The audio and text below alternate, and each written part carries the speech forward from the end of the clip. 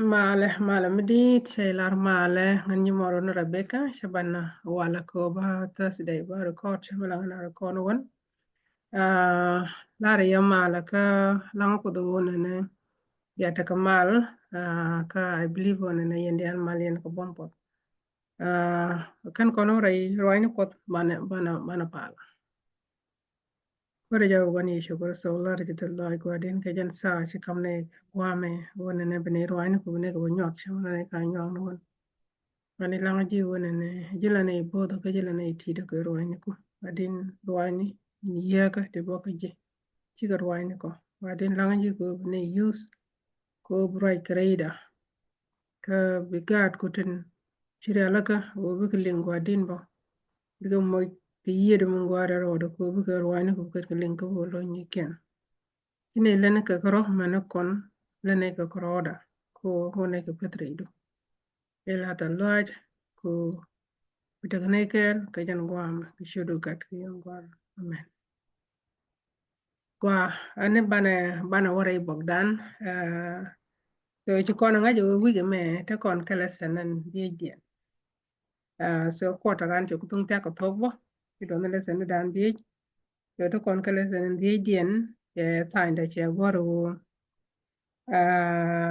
tiang de ke wani goka rach kot ewal ala ke kutub ni che gor fulfilling Old Testament prophecy so rwani goga ewal e kono wone ne kele se ne te sho manu jo ke sho wone ne Jesus ra ingen ke ye kot o cha gor ko bible wone ne rwani dial te chalat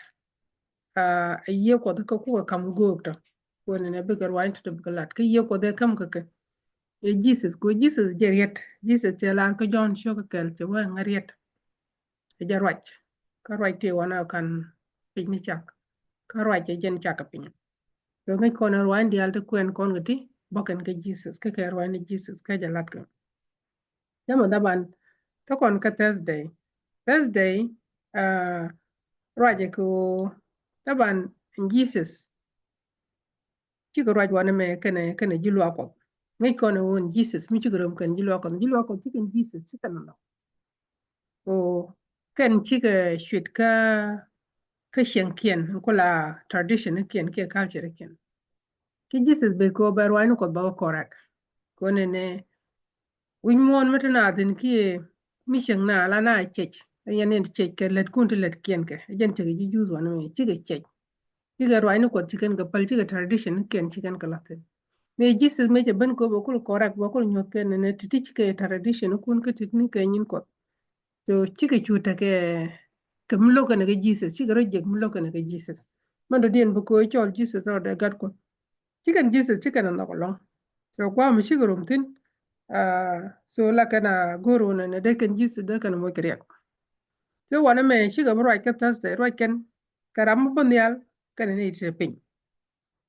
so cha gor imite pin ko Jesus la ja nyu de wona ne benial but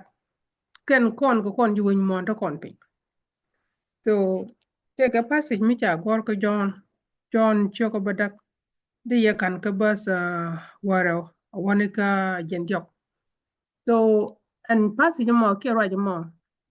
raj ke Jesus ko ko raj kene ji Pharisees kene kwar loko alo chika tuk dien chika na gwa ke riet lo wala Jesus ka ledwar bikana nyogo riet ke riet din ko me tuwa go kan Jesus kan nga Jesus kan ngi ko kan ji jus lip kan masaya but kan masaya kula Jesus kan ngi so jan kida mi chika no raj kan lakana goro ne bike Jesus bikana moy ke riek ke bikana moy ke chere mi Jesus che gwa masaya me cha goro go che bankan ko kan Jesus kan ngi ko kan karwani ko kan ngi kan nga jo ne Jesus point nga kan recognize ikana bai so one more cha wane ne ken jilwa ko ken la nyir Jesus long chike Jesus chike ne nyir ko shigar wa ne ke shikan ga no taban gwam right ken ti Jesus kala ti shane tu ngwan gwa right ken tin ala wola Jesus ka jigo ne ba kwan gwame to raje right ke ken chama cha gor ka John bako kwen tok lini yob ngan kula loy ka tok lini raje right ka kon so te mi cha gor ka John cho ka badak ka jen ka wal bangwan cha gor wona ne uh, uh, so chikana tije ne guru jani and then to Jesus cancer chaga jo shiang ngai ka shia gwar shiang ngai cha wa shia pona shiang ngai ka shia gwar shiang ngai cha wa mun yena cha wa mu shiang ngai da yen gwar da yen ngai wana ma ka John shoka badak ka bat jandar wuri dok sheba nyogolat cha tie and Jesus chaga jo yen bo yen ping yen ji ping ya jo ka ngan ban nyal cho I'm from above chaga jo ka yen ji won mon cho wa ngan chieng aran won mon ya lat ke no no ya nyot ke joj ka tim si gwame tim si choko diok ba diech chaga nyo jok rodro wodi masale ne wona ne ba ka jogo yen ka yen ji ping ka ngan angaran nyal ko kan ji juice pankien tin chir kulo char go ka kwar lo akop kan chi ro dien cholo wona ne chawa ala wo chiro mi chiro mo bieni kop chi ro kum ka nyin kop la ke rai dien tele mita ke ashan kide chi ke roi ko chi ke no gu ko chi ke ne ling an man kwen kan chi ke ne ling wana me ka Isaiah 29 ko la bat wal jok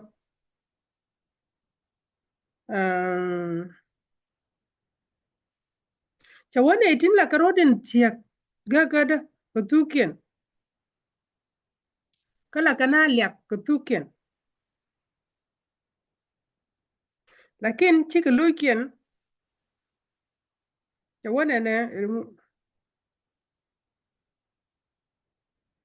cha wala ken chika lukien chikan kitie jokonga chi lukien chika tianga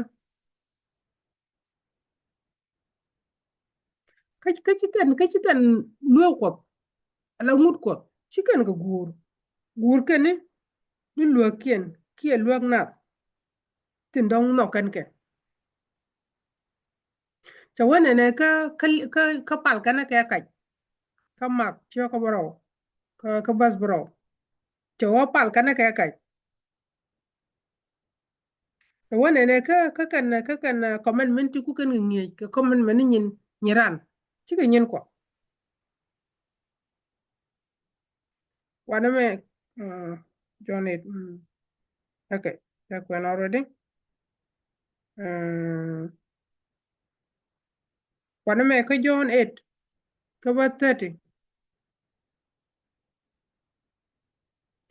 cha wane ne me sha total ko kan shiga raja long kana kan ji juice shiga raja long awa me che kala da totni cha wane ne shi nanga ya as he spoke this word many believes in him yani me che kala da wani me che kala da ta kana ita shiga wala ma shar kan ita kan ngi right ko in ku are right ko lat kan ngam ka Jesus but and gwa right ko tino tene ti shi jit ken palping ti shi right ko ti kan ling ka shuga ngat kan shi ngat shi kan shi kan ja atama ti in ta ba da ku ti ko ne ri cho ro da ne juko ano sometimes la ko na la ro ne okay en mata wudi mi ne don kende shi kana ito ne ito ne ruwani ti Jesus kala ta ruwani ti bom bom shi ka miracle shi kana la ngukan ga ngata ngukan gan gar kot kan kana ngata kan ga ruwani Jesus kan kana but ka taman gwa ta kon tine taman ko kon la ta dina ta kon ga tun wana long ti ko ga kam kon plus ruwani ti lat kon ga ti ko ga kam kon ka bible mi shi kam kon shar mi kon yel ngat kon taman anga morong jen ngat gor ko da kon ngat ke je ban ro dan ti ke je ko sometime da kon gu jok ti chala da ji swel ke ji juice ke ken jilwa kot la kon ga gu ju ne to ne chiga ti de lat chiga ti de lat ne ti ngi kot ke chiga de lat ne ti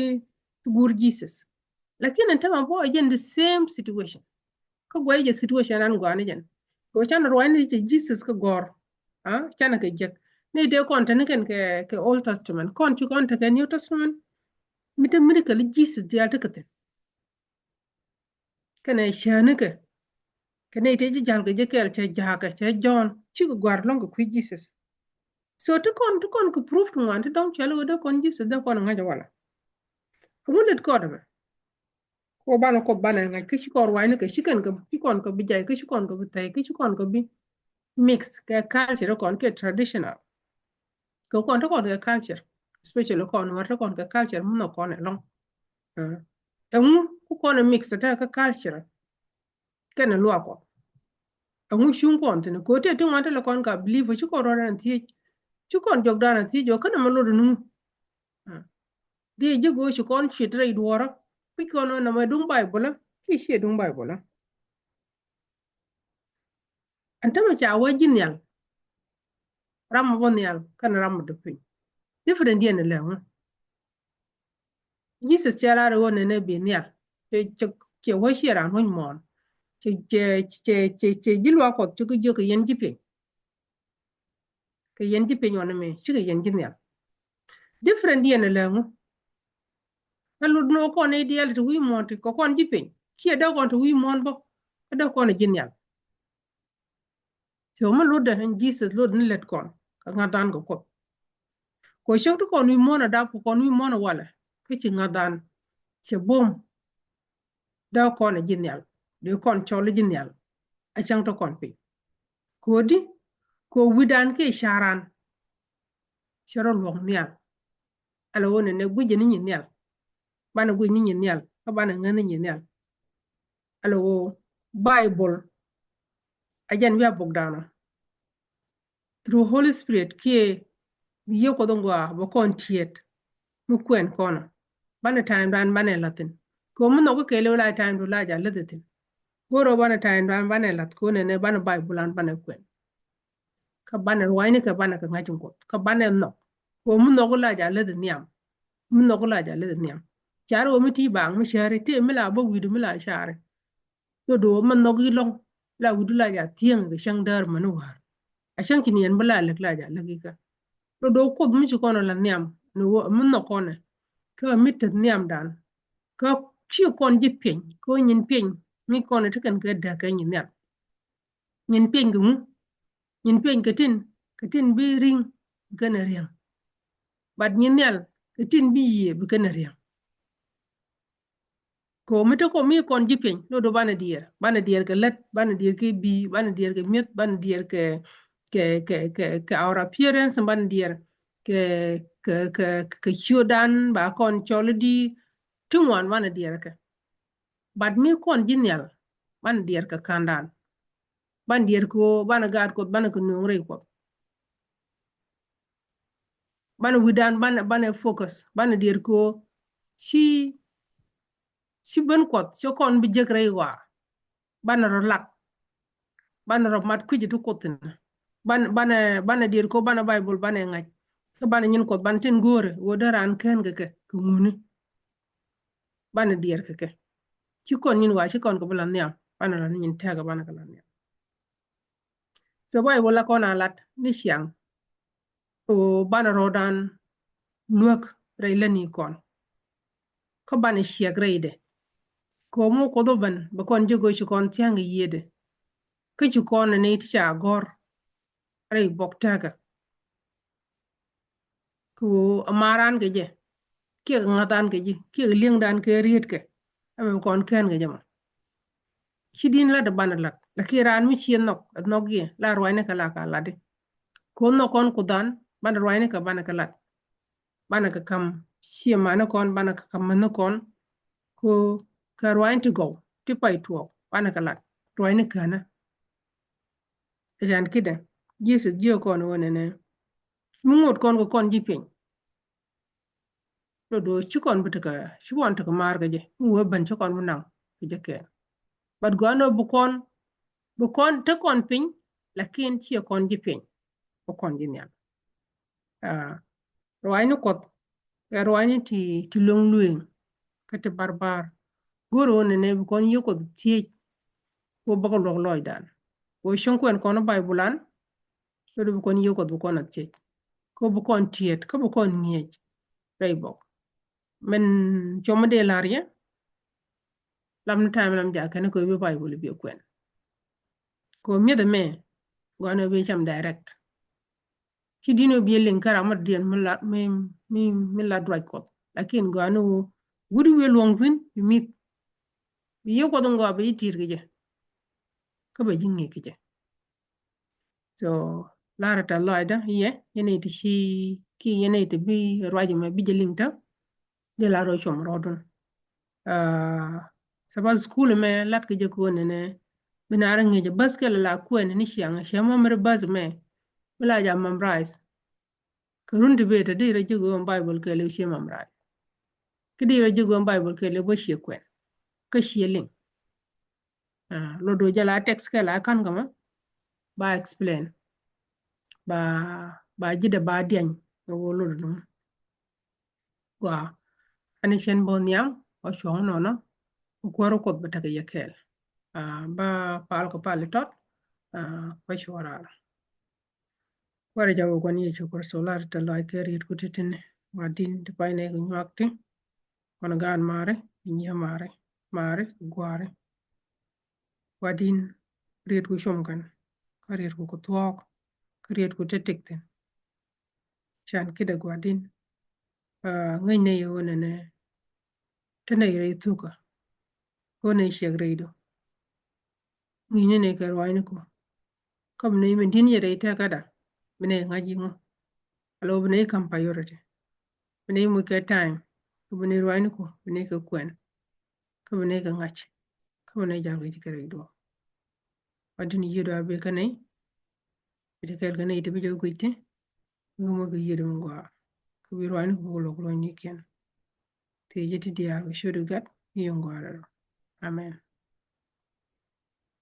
Amen. Shogun tiet kono ke wich e John shogo diech bedin dogit bakel. Men chalat ka John shogo diech bedin dogit bakel. Chalara ne dunogo ta kenin medini jen kenin te ke John. Kaladin ci gwara kamwe ibalat ka kan let tin lada pany. Kanyol ken go a gwar ana jakamo.